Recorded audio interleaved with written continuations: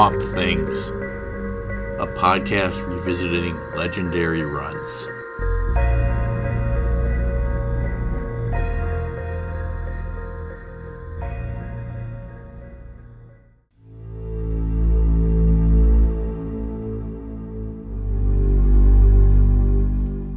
Coincidences. It's weird how they fall into patterns sometimes. Like tonight. I'm munching out on popcorn and milk, ready to plunge into Monday Night Football. But somehow, I get sucked into the $1 Million movie on Channel 11, Airport 4. Seen it before, of course. Over-the-hill actors playing cardboard characters. An ending that leaves you hanging. That doesn't stop me from gracelessly nosediving into one of those non-critical states of awareness television watching is famous for. Wallowing in the contrived stories of real people with real problems who find themselves and each other as they face death at 30,000 feet. It's so bad I almost find the willpower to reach out and change the channel. Before I can, my stomach shrivels around its load of popcorn. What is it this time? More ships sunk in the Persian Gulf? Another Chernobyl?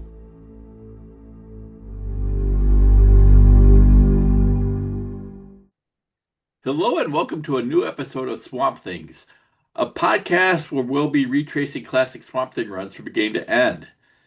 In this, our third season, we are retracing Rick Veitch's run following Alan Moore. I'm Robert Reineke. I read these books during their initial run, and I'll be reading these books as they are published restarting later this month. And that brings me to our guest, Rob Veatch. Rob is co-hosting through the opening stretch of Rick Veitch's run.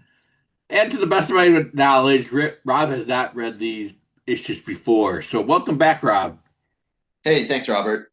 Yep, first time on all these, and excited to dig into this one. Lots of twists and turns. Yeah. The opening reading is from Swamp Thing number 71, was read by myself. I have some readers lined up for future episodes, but if any of our listeners would like to do readings in addition, please send me an email. A little bit of background on what came before. Prior to us getting into the issue, Swamp Thing has defeated the efforts of the Parliament of Trees to trap him in the Parliament, but still has not been able to find a suitable home for the elemental sprout. And retirement for Swamp Thing with Abby is looking very unlikely. Meanwhile, John Constantine is working on his own plans to birth the newest plant elemental. And that brings us to Swamp Thing number 71, entitled Fear of Flying, with a cover date of April 1988. The Grand Comics database lists the publication date of December 22nd, 1987, right around Christmas. There's a suggestion for mature reader sticker on the cover, and the price is $1.25. Dave McKean did the cover. Dave was also doing the covers on the newly launched John Constantine Hellblazer at the time. The cover features Swamp Thing watching a passenger jet on fire plummeting towards the ground. The face of John Constantine looms in the background. So, Rob, thoughts on the cover? I like this one again. It's McKean's art has kind of a more subdued and more realistic vibe than most of Veitch's covers, I think, on this. Yeah, I'd say so. Yeah. It's definitely a foreboding image. Mm-hmm.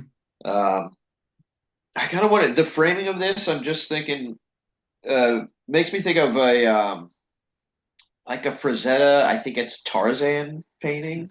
Okay. With him kind of leaning out of a tree like this in the foreground. Yeah. Yeah, trees or cracks or smoke or something. It's kind of the tree is there, but it's all black, so it could be many things. Yeah, you're right. I interpret that as a tree, but yeah, that could be a number of things. Yeah. Mm-hmm. Yeah, and McKean certainly has a kind of a scratchy style of artwork here. Yeah. Kind of a, there's a little bit of Sienkiewicz in here, I would say. Yes. Very much. And, the eyes on Constantine, at least that right eye that's kind of in shadow, it seems to be a little bit, exaggerated and wider eyed. Yeah. Oh, that's interesting. I was interpreting that face as the passenger, Mm, but yeah, that looks like a Constantine to me. At least it looks like he's wearing a trench coat, if you can make it out, or at least the shadow of a trench coat. oh, I see that. Okay. Yeah. But I think it's Constantine. It could be the passenger, but uh, it's both. But I like the cover. I think it's a very memorable cover. Uh-huh. It certainly Yeah. sets the tone for this issue. Yeah. I mean, it's certainly Oh, they both, yeah. uh, not it's not action and adventure here. Right. It's a horror, something foreboding. Hmm. Yeah, and once again, like really nice color work. I like how the red, flame smoke trail like cuts across like all the cool blues. Yeah, Yeah. yeah. I think Dave McKean usually did these colors himself, but uh, I'm not 100% positive of that. Oh, It could have been Tatiana Wood, but I would bet it's Dave McKean that chose the covers. It certainly yeah, fits okay. in with the book, with the aesthetic. Yeah. Yeah. And it's certainly a more realistic cover than McKean would do into the Arkham Asylum graphic novel. Oh yeah. Yeah, for sure. Yeah. Yeah, that's a wild book. Yeah, I really like that one. Yeah. So let's get inside here. I'm going to give the credits here. Uh, the script is by Rick Veitch. The pencils are also by Rick Veitch. The inks are by Alfredo Alcala. It's edited by Karen Berger. The colors are by Tatiana Wood, and the letters are by John Costanza. And before we get started, it should be noted that the issue has a title in common with the Erica Young novel from 1973. I haven't read the novel, but its title is certainly metaphorical rather than literal. The protagonist wanting to shed her feminine constraints for some free and unbridled sexual fantasies. Uh, the quote, zipless fuck being the most famous phrase from that book. I feel like Veach just liked the title here, and otherwise it doesn't have a whole lot of uh, relevance to the book, but we'll get into that on what this issue is about rather than Erica Young's novel, which I haven't read, so I'm just kind of going off of Wikipedia here. Yeah. Yeah, news to me. I was not familiar with the novel at all. I just know it Yeah, as a turn of phrase. yeah. I turned a phrase, which people knew of. Fear of flying is not anything new. I mean, what Nightmare at 20,000 feet from the Twilight Zone is kind of like Yeah. one of the first examples of it, I would say.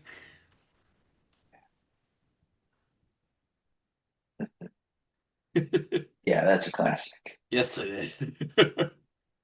Anyhow, let's get started here. Um, as the first reading describes the thoughts of a guy watching TV, a man is watching the airport for on over-the-air television, which is interrupted by a special bulletin about a plane catastrophe when he receives a call that he'll have to fly to a meeting the next day. Um, I think we kind of get started here that there's a lot that's uh, uh, going on here. I think things happening at free is mentioned early as a recurring motif. Um, and I feel like we have a lot of the inner thoughts here. Although the coverage of the plane crash, I don't think anybody in real life would could zoom in on a skeleton burning. But Yeah, I was thinking about that too. I was like, is that on the TV or are we just seeing his like It mental vision there? Yeah, I was like that's some grisly that image that's a for a grisly image. news broadcast. Yeah. I mean, it bleeds, it leads. It's been an idea for a long time, but I think Right. even then, networks and even local affiliates still had standards. Yeah. But I feel like it sets the mood, and the mood is foreboding, and things are happening, and it's out of control, and there's lots of coincidences going on here. Yeah. Something that the character is well aware of too. Yeah. Yeah. I mean, and this is, I want to say right off the bat, this is a much more traditional comic book than we've been getting from Rick Veitch as far as the layouts go. Right. Yeah. I mean, these are just vertical widescreen panels, which kind of goes in with having a TV screen here, at least a widescreen image of a movie. I mean, Uh-huh. certainly it's letterbox for the television images, or at least in parts of them. But yeah, um, so this is much more traditional from the experimental pages that we've been getting from previous issues in this run. Yeah.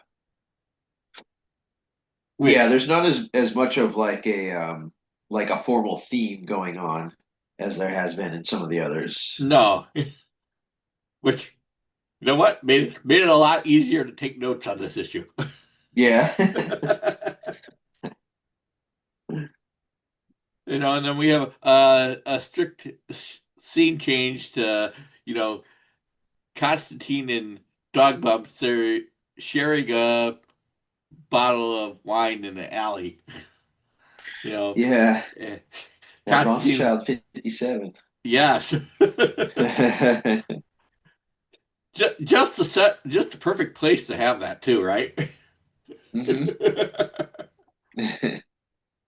You know, Constantine leaves Dog Bump with a promise that he'll have a limo pick him up later, right in time for Constantine to have an encounter with Raymond, Lipschitz, and the Wild Thing in their limo. Which, Yeah.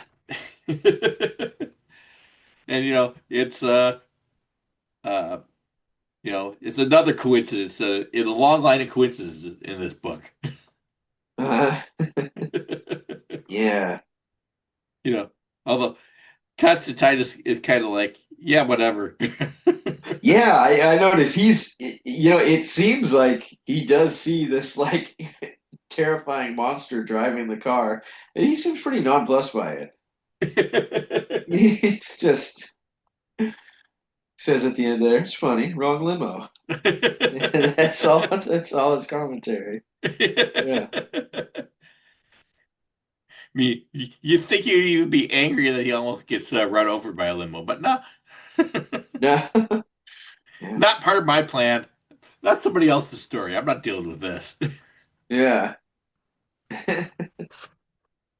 Yeah, but that is kind of Constantine that he always is it.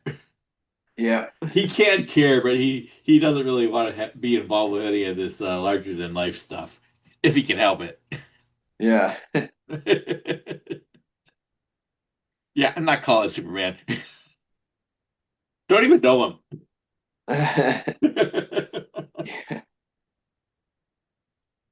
Though I think it is efficient to point out that it does say that Roy Raymond and Lipschitz and the Wild Thing storyline is still ongoing. Yeah. Yeah, it is kind of just like letting them check in just so we know they're still around and they're still gonna be showing up again, I guess. Yeah, we haven't completely forgotten about it. This story is not over, but Yeah. here's our check in on one of the subplots. I mean, I think they do check in on all of the subplots, although they don't really check in on the Parliament per se and what they're up to, and they don't check in on Liz and Chester, but everything else, I think Rick Veitch touches base on at least. Uh-huh.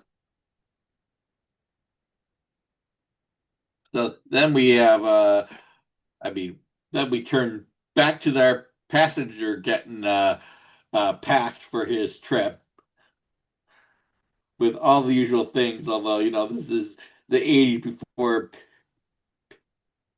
when people would still check in bags and just not have a quick overnight bag. Yeah. This is an actual suitcase he's carrying. Not even the roller variety, which I didn't think they became really a thing until like the 90s. And then it's like everybody said, why didn't we think of this before? Right. It's such a simple innovation, but you're right. Now, like, yeah, every suitcase pretty much has wheels now. Wheels and a handle, and it's like, this makes it so much easier. Uh-huh. Yeah. Don't have to carry it. Get that. Although, those other suitcases had plenty of room in them. Yeah. Like, even if you didn't need it. Um, I do like some of the coincidences that are starting to pile up. Um, I mean, they talk about some of the stuff that's going on a little bit. It kind of reminds me of I don't know. Have you ever seen Hot Shots? Yes, not in a Where long time, where dead but meat's going through all the things that are going wrong, like, oh, my life insurance this year. I'll take care of it yeah. after my pen is dead, so I'll sign it later. Yeah. I did just rewatch that scene. That was great. Yeah, I need to rewatch that movie. That was This yeah, yeah, plays that like a was more that was serious version of yeah. it. Yeah, I feel like I saw that one like a number of times when I was a kid, but oh yeah, it's been a hmm really long time since I've seen it. Honestly, I kind of like it more than like the original Top Gun, but Yeah. that's neither here nor there. Yeah. But these are things that it just kind of popped out. That's a interesting postcard that he has there with the Concorde through the pyramid there. Yeah. Yeah, coincidences are piling up, and uh, it's things in the back of your mind that maybe don't mean anything, or maybe they do. Mhm. Yeah. Complete with a song, they talk about the flying trapeze, which is kind of transition. Swamp Thing and Abby on swings or trapezes of their own. Hmm. Are you familiar with that song? I've heard that song, but that was an old timey song even for me. Okay. Yeah.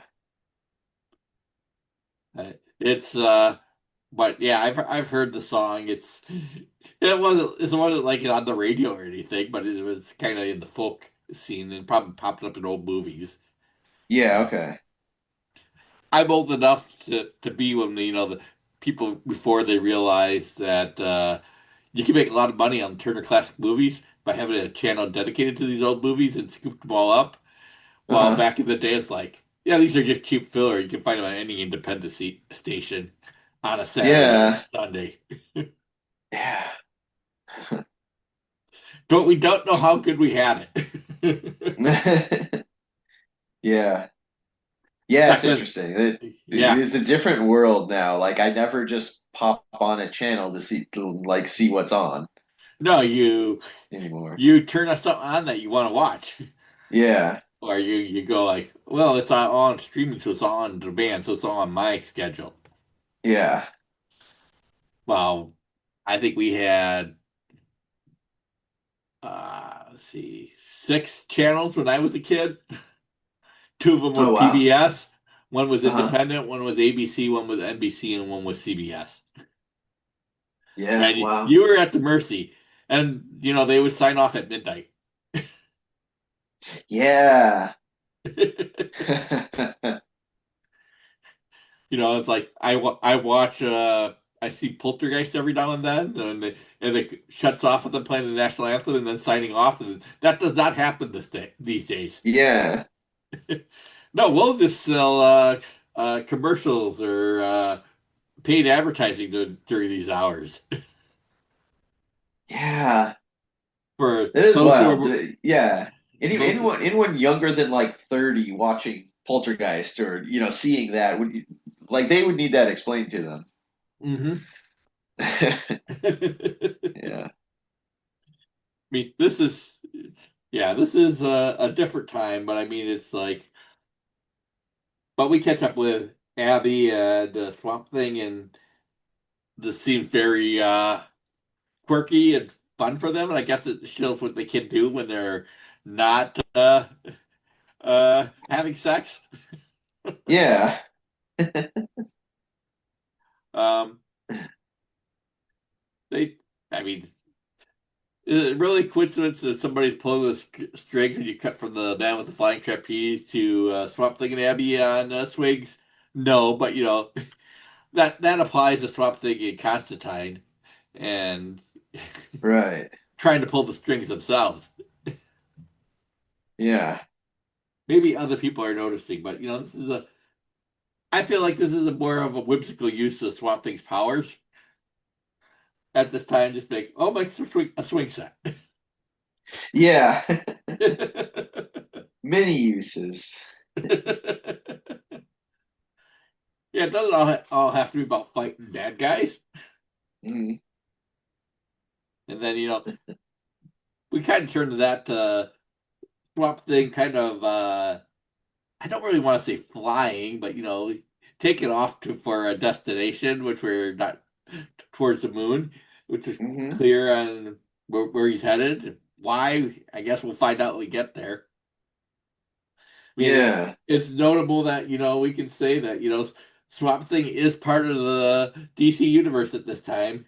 He's actually bouncing off the satellite headquarters of the Justice League of America, or the remains of that, which I believe went down in annual 4 of Justice League of America as part of Crisis on Infinite Earths. I saw that Oh, they're okay. reprinting that in the upcoming DC Finest of for Crisis on Infinite Earths, so Oh, okay. collection. Cool. So and we did see the satellite before back in issue 24 with Alan Moore with the House of the Over People, writing that first storyline of Swamp Thing and the Floronic Man facing off, Yeah. and, Okay. Cool. the Justice League not being able to do anything because how do you stop plants from generating a ton of oxygen Hmm. and other things. Was Floronic Man controlling the plants, or the plants controlling Floronic Man? That's that sort of thing. So, Hmm. and how do you fight that? So, Yeah. uh, but it's interesting. I mean, it's like I like how the coloring and how it's portrayed. I mean, this is not really flying, at least not how I would, because I feel like if there's not a risk of falling, there's not really flying. Because this is more spiritual, and I like the coloring that they come up with here. This is clearly Rick Veitch coming up with this thing with kind of you know dark areas and light areas, and uh, filling it in, not really being extremely detailed. It's certainly not like the vegetative foliage that you would see under Stephen Bissett, but more like this is a general idea of Swamp Thing, which Huh. still reflects that. But mainly it's just green. Yeah. Uh, Uh, so, I mean, things are something is going somewhere.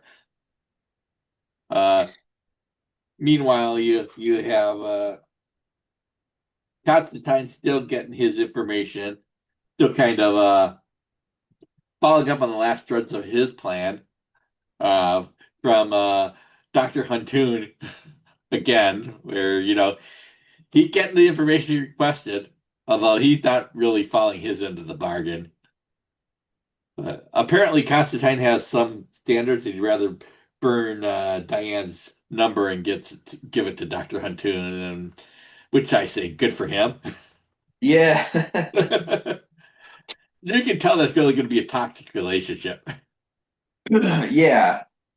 Yeah. Constantine very much, submarine his credibility right there. But yeah, Huntoon seems like a guy who deserves it and You doesn't know, deserve any amount of trust with no, he does whatever he not. wants with that woman. He would abuse it. I feel like he would be an absolute nightmare if there was internet and social media at his disposal. Yeah. Yeah. Would he be tracking down his ex? Yes, he would be on Facebook or other social media. Yeah.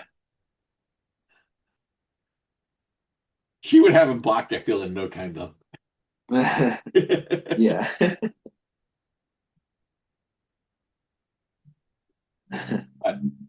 Would he be sitting here drunk in text in the morning?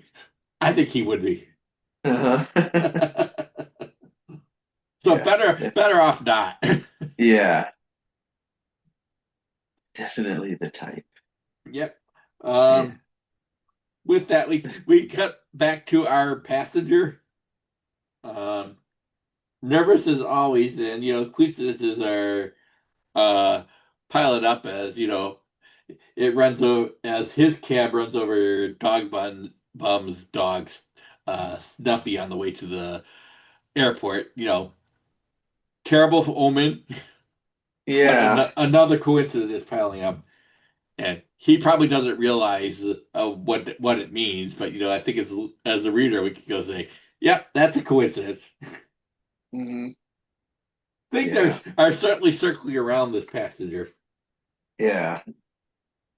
Poor Snuffy. Poor dog. Yeah, and the limo driver does not seem to be particularly empathetic. No, he's just irritated about the delay. He is, you know, and Dog Bob is broken up, and that's the one thing that we can say about Dog Bob to the positive. He does care about his dogs, Uh-huh.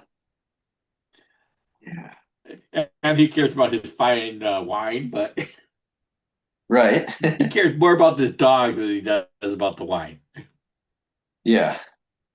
He would have given up his job, like if he gave up the wine before. I look at otherwise I look at all the passengers and the other vehicles around our passenger in the other cabs, and I don't see anything hidden as an Easter egg, but maybe I should. I was noticing Um, that guy, the man with the beard and the glasses and the hat on the left yeah, side. It's just I a see very him. particular look. It reminds me of Sigmund Freud in a way, Uh-huh. Yeah. or uh, maybe it's a representation of Jung, the psychoanalyst. But Okay. I can't say. You know, maybe if I knew more, I could say that that's Erica Young on the right and Sigmund Freud on the left, but I can't say that. Hmm. Okay. Other than the fact that it is, I do recognize the type. I would say, but I don't recognize who they are. Yeah. I recognize what it could be, but I that might be lost to time. Well, or Rick Veitch. Uh-huh. And then we turn the page and we find the passenger trying to settle himself down in a bar in the terminal with a drink. So that will lead us to reading two.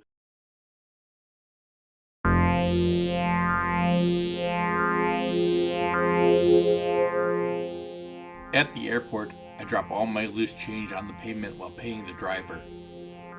Somehow it doesn't seem to matter. As the escalator carries me up through the front gate, I'm greeted by 100 signs and advertisements all screaming for attention. But my eyes insist on focusing on a single word: terminal. Coincidence, right? I decided to head straight to the floor of the bar before checking in. Funny how many people in uniform you see in a place like this. I certainly hope our pilot isn't drinking before. No, no, they must have rules against doing that. Just like drugs. By the second highball, I'm loosening up, even laughing at my own behavior. Christ, I'm acting like a silly schoolgirl. Where would we be today if the pioneers of flight had gotten cold feet? When I think of all those heroic milestones, it makes me proud to be an American.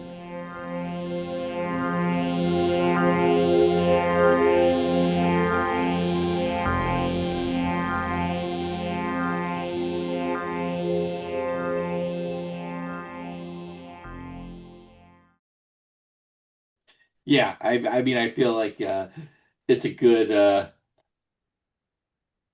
Veatch is being playful here. You know, they play with the name Terminal. That's a good, another bad Yeah. omen, isn't it? Yeah. Terminal, Departure. Those names are coming up. I think they talk about the um, I mean, and then looking at those final photos on the wall with the in memoriam for the Challenger shuttle explosion Uh-huh. and the astronauts on there. Yeah, why would you have that at an airport? Yeah, it kind of seems like there's a time and place for that. Maybe maybe the airport bar, isn't Maybe not. it? Be like putting a Hindenburg on the wall, wouldn't Right. it? Yeah, that would fit Uh, right along there. Although I know where I was when the shuttle exploded. Uh, Yeah. they right before physics class in high school, we they had an announcement over the loudspeakers, and I think people laughed initially, thinking it was a joke, and then Oh, wow. things things pretty soon television wheeled up out to the cafeteria, and we were watching that coverage all day between class. Wow. It was very quiet in the cafeteria that day. Yeah, I bet. So so that was very recent too. I mean, that's just a few years, so I guess, but Uh-huh.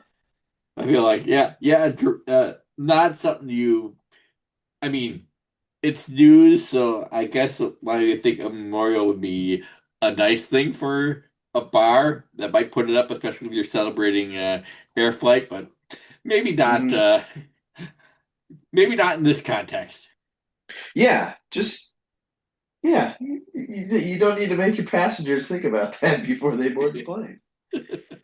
And I think we've heard the stories too about airline employees drink before flight. Uh-huh. Maybe you should have a private bar for them. Right.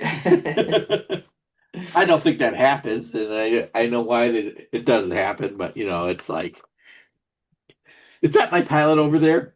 You know, I don't think Rick Veitch ever answers that question in this episode, or this issue. Yeah. But I was taking a look.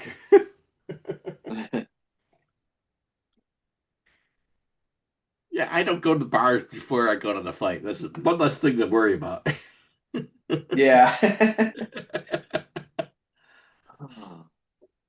Well, statistically speaking, it is the safest way to fly, or safest way to travel, as Yeah. Christopher Reeve Superman would tell us.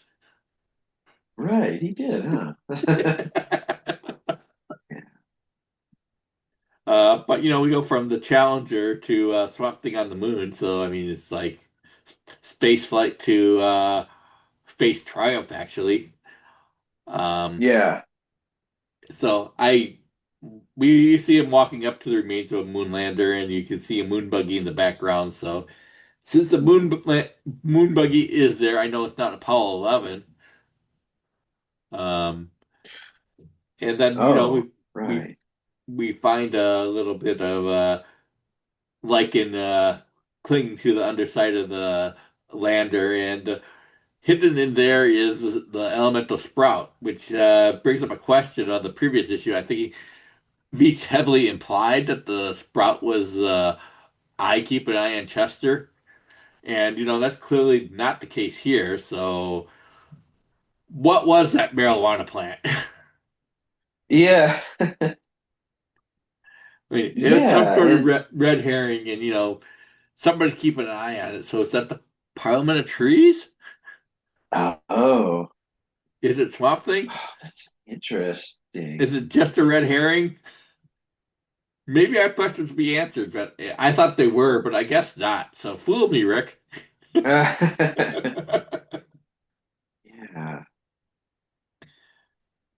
And I do like Gosh. you can see that the what's been going on so far is having an effect on the sprout, and Uh-huh. he's getting kind of crazy, but I think Swamp Thing uh, settles him down. You can see the kind of geometric patterns that Rick Veitch likes to draw. And I feel that's kind of like one of the defining features of his artwork Uh-huh. under Swamp Thing. You get these little, I don't know, fractal patterns. He must have a template or something that he can do that. I'm sure he doesn't freehand this, Right. Yeah. but it's interesting. Yeah. Yeah, it's his little motif for like I guess the green space or Or Swamp Thing's whatever powers. like Yeah. akin to the astral plane that Swamp Thing Yeah. travels through. Yep. Yeah. And how you can kind of visualize his invisible powers. Hmm. Yeah. I'm noticing the flag that there's just kind of like a rigid, you know, straight Oh, out flag there on the moon. yep. Is that what we actually have up on the moon? That is what we have up at the moon. Uh, Um, yeah, gravity is because like low and there's no wind, so there's there's no nothing keeping up airflow. Yeah. otherwise. So I figure they have a straight handle and it actually just kind of hangs with the Uh, slight gravity that we do have up there. okay. Because you wouldn't want to have a drooping flag. Right. Yeah, I was thinking about that. Like, oh yeah, if it was just a cloth flag, it would just be just hanging straight down. Yeah, So, yeah. I feel like they certainly thought that we about that symbolism when they were going up to the moon and said, yeah, well, somebody at NASA had to be in charge of that. Hmm. Well, we can't just plant a regular flag pole there. Yeah. It's got to be light and it's got to fold up. But yeah, Yeah. But yeah, dude, so I mean, like how long has Swamp Thing been, I guess, like holding the sprout or like able to channel it, send it where he wants? yeah. Oh, it's been like 2 or 3 issues now. I mean, we Okay. we did not see him at all last issue. Uh, Right. we did see it when he pulled the plug up. We thought maybe we did, but Yeah, we thought we did. maybe it wasn't. Yeah. I mean, he did retrieve him from the wild thing. Um, on that, pulled the plug on that himself, and Uh-huh. he did have some control. And he did have some control with Grundy, but now you can see that he's kind of asserting his control over the Sprout, who is kind of taking a Casper the Friendly Ghost kind of look to me, Uh-huh. complete with even a little bit of a pot belly on Yeah. Yeah, I see him. that. But yeah, it's kind of like okay, we're caught up on the Sprout too, and what Swamp Thing's doing as part of the plot. Although he seems to be quite a ways away from where the plot is actually occurring, Right.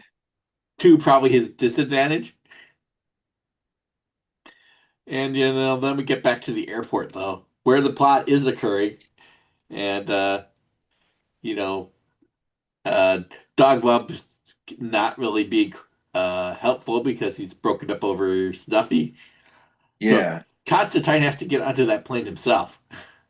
Right.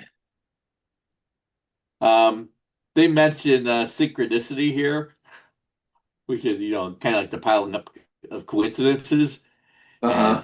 that will be the title of the next volume collected. Oh, But okay. I also note that was the big Police album from the '80s, Yeah. and Sting inspired Constantine. So Yeah. coincidence? Yeah. Beach having fun? Yeah, I mean that I don't think. yeah, I thought that too. Yeah. Because yeah, ever since that first issue where we noticed like how much he looks like Sting in a lot of these shots. Yeah, it keeps Yes. popping into mind. Yeah, and I know I follow Stephen Bissett on uh Facebook here, and he had an event Oh. in Vermont. He was just named like the state's cartoonist laureate. Hmm. They have that there, and he was doing a talk on Vermont. He was showing uh scenes of Sting on the big screen with uh artwork that he had drawn to do the comparison. And Oh. it's been no secret that Constantine is based on Sting. Cool. People are talking Yeah, I'll about have it to. that WB might have been so confused that they cast Keanu Reeves instead of a proper Sting looking Constantine. Right. But from what I've heard, that Sting is kind of amused by the comparison, Oh, which I say okay. good for him. Yeah.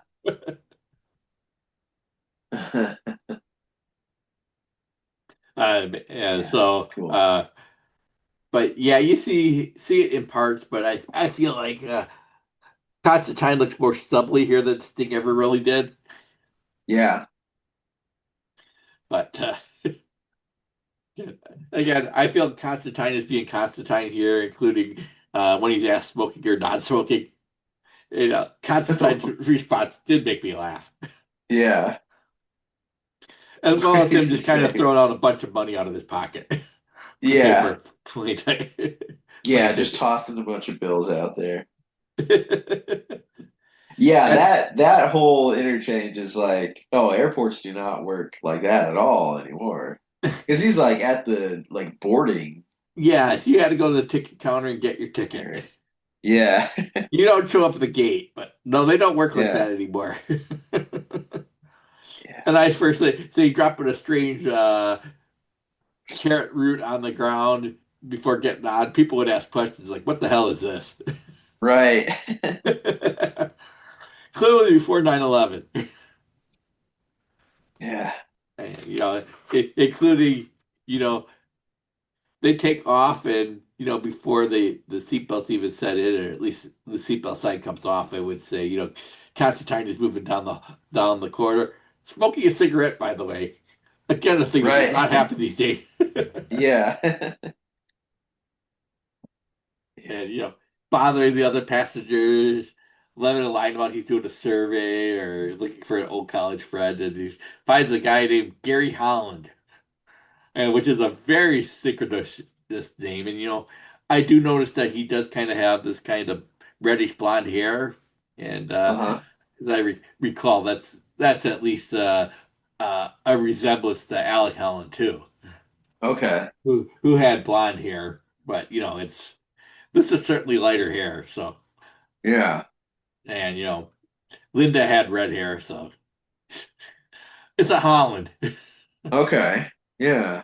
Gary, not Alec, but it's like, yeah, that's the giveaway, isn't it? And Yeah. I do like, Constantine is at least uh has pangs of conscience here, and he does get humanized where he does confess what's going on to Gary. Uh-huh. Gary doesn't believe him necessarily, but it does sound crazy. But it is nice to see that we have some conscience from Constantine, and certainly with his own book, he's becoming more human and fallible. I mean, you can't Right. support your own book if there's any uh, a possibility that you can't fail. Uh-huh.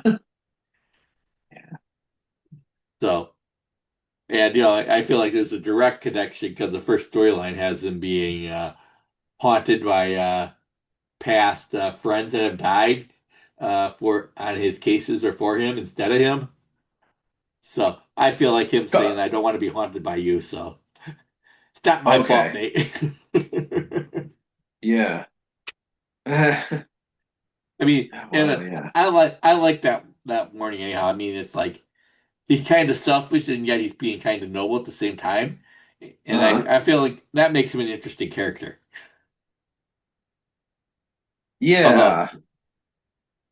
although it clearly turns back, so like we don't even turn the page. We go to the other side of the page, and geese are getting sucked in the engine, and things are turning upside down. People are flying through the corridors, and Constantine has disappeared into the lavatory with a bunch of cushions at the rear of the Oh, plane. okay. I feel like Yeah. it's very uh I think it's kind of legitimately terrifying how Beach shows depicts the chaos within the plane as it's crashing. And it's also kind of Right. funny and selfish and Constantine to beat Gary to the lavatory, especially when he has Yeah. the same idea. Yeah. Oh, man. They're kind of like, yeah, Ah, your best chance of survival is sitting at the rear of the plane, and Constantine goes to the very rear of the plane. yeah. Oh gosh, I didn't even pick up that that was Constantine who was ran in and locked himself in the bathroom. Yeah. You can just see the barest bit of the cushion going into the lavatory. Okay. Oh, that's what that is. Yeah, yeah. Gary has the same thought, just a moment too late. Yeah. Wow. But we go right from the chaos to the plane crash to uh, Swamp Thing and the Sprout descending, and this is the first time in the book where I feel like Veatch is playing with the layout a bit. Uh-huh. Certainly, the panels are kind of angled and off kilter, and you kind of see what the outline of a ghost plane in the air as Constantine or as Swamp Thing and the Sprout approach it. Right. You kind of just see the passengers. Yes, and a lot of them. Yeah. I mean, I didn't count it, but it's got to be like 200 some on this flight, which shows like the human cost of this all going Yeah, on. probably. Is that what they said with the flight at the beginning? 200 passengers? I feel like I remember That's that. a good question. Let me Yeah. turn back and take a look.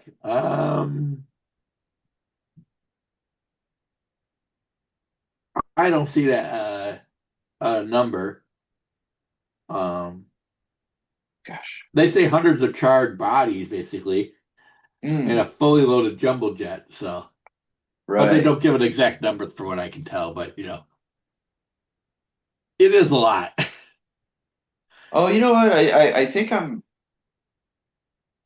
gosh, I think I just watched a movie where they referenced like a plane crash and they said, and I remember thinking like they gave out an exact 200, like it was a very rough estimate. Yeah. Yeah, they do know one survivor in the initial plane crash, and there's one survivor in this plane crash. It just Right. yes, but So, we'll get to that. I mean, first we have to say I feel like okay, yeah. Swamp Thing is being uh, a hero here in a more uh, classic sense here, but he's leading these souls into the light, Yeah. which is I don't think Swamp Thing is exactly a superhero book per se, but he's No. certainly a heroic character most of the time, Right. and he's a human character. He does the right thing. Uh-huh. I mean, that is his humanity, and as I said all along, he's often the most human character in this book. Hmm. Yeah. So he leads these souls into the light. Yeah.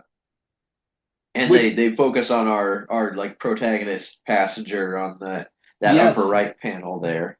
yeah, just sitting there obliviously. Yeah. Everything again. Although then we turn the page, from the pleasant uh, image of Swamp Thing leading him to the light to the plane crashed into the swamp, Yeah. which Veatch goes to great detail to show, Yeah. including a number of bodies, including the pilot, and Uh-huh. um, you can see a few people in the uh, plane Hanging out the windows, windows. Yeah. hanging out the windows. You can see Oh, and fire burning people in their seats. oh Um, yeah. yeah, nobody got. Yeah, people did not get out of that alive. But, Right. as evidenced by Not the for one. souls that Swamp Thing uh, whisked off to heaven, Yeah. and it's and again, this is a two-page spread, so we get back to what Veitch has been doing in the previous issue. Uh-huh. Telling a two story in three tiers across 2 pages, and Veitch makes sure that this is depicted as awfully as possible. So it does not make me want to go on an airplane flight right now. Nope. Not really. I feel like they Veitch certainly uh, frames the scene in a way where you get to see Swamp Thing kind of emerge right in front of fire, frame by fire, which kind of goes back to his origin and kind of underlies that he understands how horrific this is. He's been set on Huh. fire before, or at least Al Yeah. Collin was. And then we get to our lone survivor, which is Constantine, of course. He really is a cockroach, isn't he? Yeah. Although Yeah, I mean he's he didn't make it out of this unscathed, but no, he's up on his feet doing okay. yeah, with a cigarette in his mouth, no Yeah. less. And he's quite pissed at Swamp Thing for everything for doing the right thing because Swamp Thing Right. kind of mucked up the plan. Here it Right. is. Here's the human. Here's the plant that you're supposed to do the sprout for. Here's the fire. Everything's here. Gary's a reasonable human. Go bond him and Swamp Thing can't. Hmm. It's like, I mean, it's understandable that I feel like Constantine would normally go off on Swamp Thing to this extent. He'd be more low key about it. But I feel he's pissed because he was frightened and he was hurt, and Mm. I feel that you know both of them are kind of playing their own game. It kind of backfired. They're playing the "I have a secret" game, and I can tell you what the plan is. So when it goes Uh-huh. wrong, it's because, well, maybe if I had told you, and maybe Swamp Thing had to go to the moon to get the sprout because he wasn't telling Constantine where it is. Maybe they could have coordinated better. So Mm. it, coincidences that work against them, but it's also their own damn fault for not telling each other what the plan is. Yeah, yeah. Like I you understand Constantine's anger, but he doesn't really have a right to be angry at Swamp Thing for like not not letting him in and not making him a part of the plan I for when mean, he screws it up. if they yes, I mean it's like did Swamp Thing do the wrong thing? No. No. Might he have waited a little bit before he did the right thing? Possibly, Mm. Yeah. because Swamp Thing didn't have to move the souls to heaven right that instant. He could have waited. Would an hour have made a difference? No, I don't think so. Huh? No, but his first instinct was to do the right thing, Yeah. and there's no reason he shouldn't do the right thing. I mean, I feel like uh, I don't know if he really had the notion that a plane crash would be involved with hundreds of deaths for the birth of an Earth Elemental. I mean, he obviously knew that somebody would have to die before an Earth Elemental could be born, um, and that, but he didn't think it'd have to be like hundreds of deaths. I mean, maybe he could have done something to save the plane. Maybe he could have redirected the geese somehow, Uh-huh. or Huh. killed off the geese and instead of a plane. Yeah. Huh. But But I feel, yeah. that would indicate that Swamp Thing knew what was going to happen, which, you know, don't believe he did. No, he did not. I feel like Constantine is kind of projecting away in a way that he uh, tries to tell implicate Swamp Thing in these deaths too. I mean, an Earth Elemental has to be born. I mean, somebody has to die. I get that, but Swamp Thing has uh, Constantine says, don't kid yourself. In this business, we're all guilty. But I feel like this plan is, I feel like, mostly Constantine's. Uh-huh. Um, Maybe 5% Swamp Thing, who's just going to bond the Sprout to whoever was the appropriate person. But Yeah. it's so I feel Constantine is implementing himself as much as Swamp Thing, but Swamp Thing never really asked the question either. It's more like not a sin of commission, but more of a sin of omission. Uh-huh. Huh.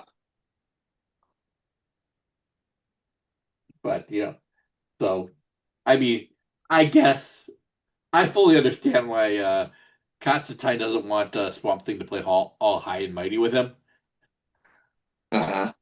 because I feel like I feel Constantine is kind of taking the offensive here because he knows he's kind of Yeah, at fault here definitely. and doesn't want to hear it because he knows it, and he'll be himself over it on his own terms. Uh-huh. But still, but that's a good, I think, characterization of Constantine anyhow.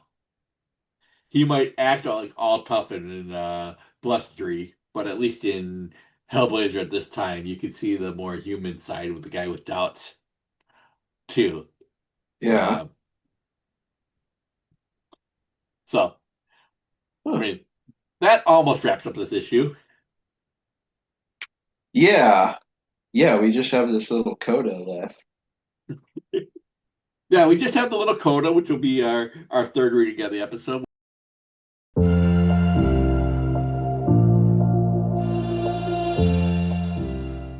The airport's fogged in as we make our final approach. The stewardesses are busy passing out hot towels to everyone. I sense it's only to keep our minds off the danger of landing in such dense cloud cover. But then, what's all the big fuss about? It's a perfect landing. You've got to hand it to the airlines. They make flying seem so routine. We taxi triumphantly through the fog into the most glorious and dazzling sunlight I've ever seen. There are people on the tarmac, laughing, waving. They seem so genuinely happy to see us. For a brief instant, I'm sure I see Mother and Dad smiling up at me from the crowd, but that's impossible. They've been dead for years. Chalk it up to coincidence.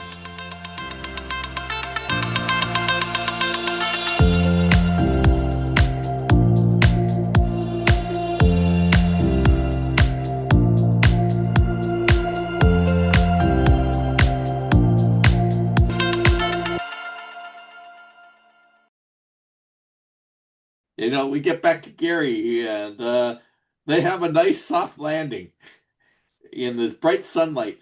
place, which is not defined, but it certainly looks like his parents are on the tarmac waiting for him. So Yeah, nice happy ending, right?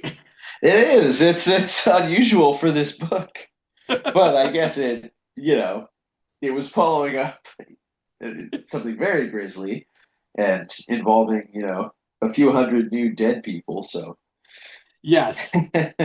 it's more of a silver lining happy ending than a Yes. happy ending. Well, at least he didn't go to the other place. Yeah. So I have to point out in my like post 9/11 mind, there's this passenger we see repeatedly behind Gary who's wearing like a what is that? Not a uh, turban, but yeah. Well, a head so covering. Or, yeah. yeah. Yeah, and just with the again like all my American Islamophobia that's been instilled, especially in the post 9/11 world. I see that character in the background, and it makes you wonder if like, oh, they're setting him up to be like he's going to sabotage the plane or something. But no, Nope. it's He's just a 1988 and passenger. he's just another passenger on the plane. Just chalk it up to another coincidence Yeah. in a issue full of them. Yeah. Um, Yeah. I did like that. So let's get our final thoughts on this issue as a whole. I'll say I like this issue. I like this issue a lot. I think it's fun and foreboding. It certainly does not make me want to get in a plane anytime soon. Right. Yeah, Don't read this one. we're going Don't to Montana in a couple months, and I think we've already decided we're just going to make a little road trip. don't reread the story before the if you get on a plane. Yeah. Yeah. Or a helicopter tour or whatever. Yeah. It'll just make you paranoid. It'll make you look for coincidences. Yeah. I'll say this also feels more like just a normal issue of Swamp Thing. There's not a whole lot of formalist experimentation here. There is Right. some, but it's much more normal. It's like just a little bit here to add spice, not Uh, a full issue of it. uh-huh. Yeah. And it's pretty much those two scenes of Swamp Thing, flying through the ether, through the green space. Yes, Yeah. yeah, and and the two-page spreads near the end where they have the three-page Yeah. storytelling. Yeah, you're right. But other than that, it's very normal, and it even that because it's the a very normal issue overall. It's a quick read, and when you insert it, it's more like punctuation rather than the point of the issue. Yeah. And maybe it's more effective that way. I noticed it that way. Like you can't miss it in other ones, but Uh-huh. more appreciative of it about two-page spread. I'm going to use that every inch of the space. So, Yeah. um, and I feel like this feels like Rick Veitch is getting a little bit more comfortable with Constantine to give it doing his little twist on Constantine, and tying it in with how Constantine is appearing in his own book, and they're developing the characters in ways that Alan Moore did not. Where he Hmm. was always kind of the mysterious stranger that was one step ahead of everybody else, and this one shows him that he's not always one step ahead, or even when he thinks he is, he may not be. Yeah. And this one shows that good intentions may not mean anything because their plan is foiled at the end through really just happenstance coincidence. Right. If Swamp Thing didn't see those ghosts, everything would have worked out for their plan. Yeah, he Maybe just happened to be kind of re-entering, right? right at Right the there. Well, I guess he was coming to Slaughter Swamp. yes, he knew he had to come there, but if he got there a Yeah. little earlier, Maybe he would have missed it all, Yeah, or it came from a different direction. yeah. But instead, he another coincidence right in the midst of it, and that's kind of that. Their plan is foiled by coincidence as much as it's set up by coincidence. Yeah. Right. Coincidence gives and takes.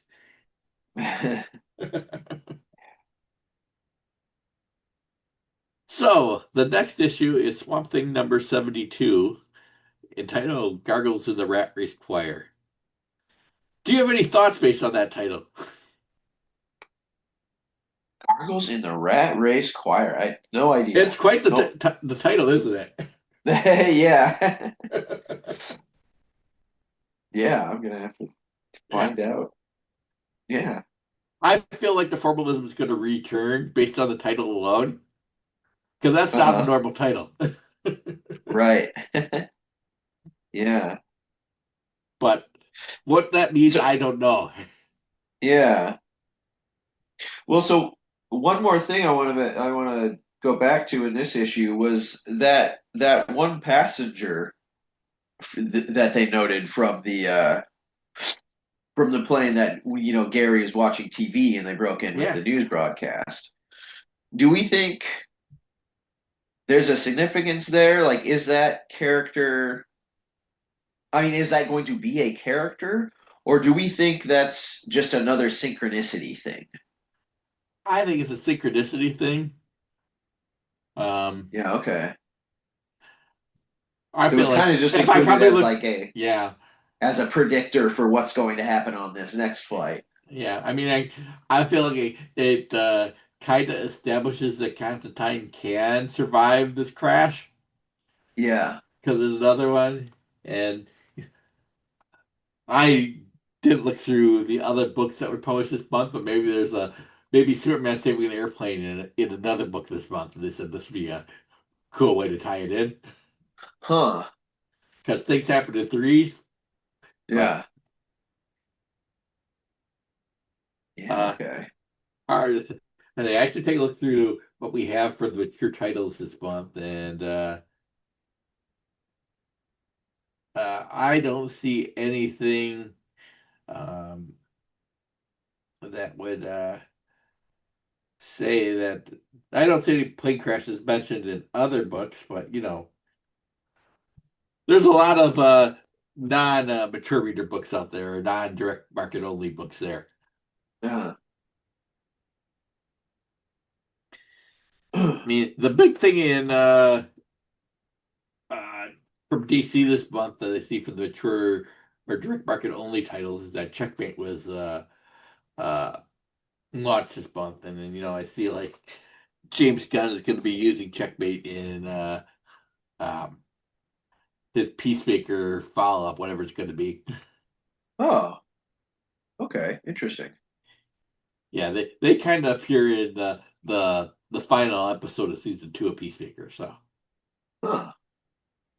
but we will see what that means if it Yeah. means anything. Um, so another coincidence to ponder. Yeah. So, Cool. and before I sign off, I wanted to extend my thanks to you, Rob, for being a co-host for this section of Rick Beach's run. Um, I'll be having a Yeah. different co-host starting next month, but I feel like we got off to a good start on this run, and you've been a big part of it. So, sincere thanks for it. Well, great. Thank you, Robert. I really appreciate that. And yeah, I want to thank you for giving me this opportunity to I mean, I haven't done a lot of podcasting before, really. This is by far the the biggest run I've done on anything. In Hmm. fact, I think this is the only time I've been like a full on, guest Sure, on anything. So yeah, but it's been a good time. It's been a good experience, I think, for me. hmm Um, and yeah, I feel like you've held your own and you've made your own points and presented ideas to discuss, and that's all that I ask. oh, thanks. That's good to hear. I worry that I don't pull enough weight sometimes in these, but that's good. That's good. I really appreciate hearing that. Yeah, I prefer to have a second eye or voice or ideas to bounce off of, if nothing else. I don't go for the solo podcasting thing. Yeah. Obviously, you can do it. All you have to do is write and speak, but hmm I think this is much more fun. Yeah. Okay. It's good to just yeah, to be able to have a conversation with it, to have some spontaneity come in. Yes. And say, hey, did you notice this? And I go, no, I didn't. I like that. Yeah. So, in the meantime, our listeners can subscribe to Swamp Things on iTunes, Stitcher, TuneIn, Spotify, and wherever else you can find podcasts. Please feel free to like or share the link wherever you see it. Also, you can follow Swamp Things on Twitter/X at Swamp Things Pod. And if you like, feel free to send an email at swampthingspod@gmail.com. And please leave us a rating or review on iTunes or Apple Podcasts, maybe, if you like what you hear.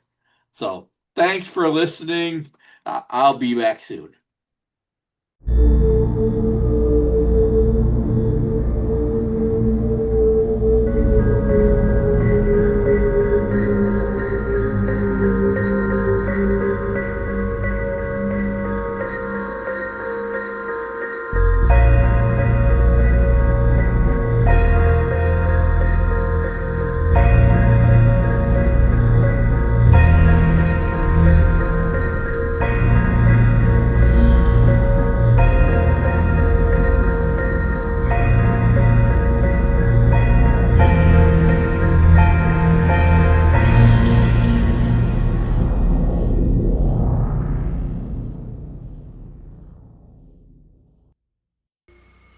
Much beauty in the swamp.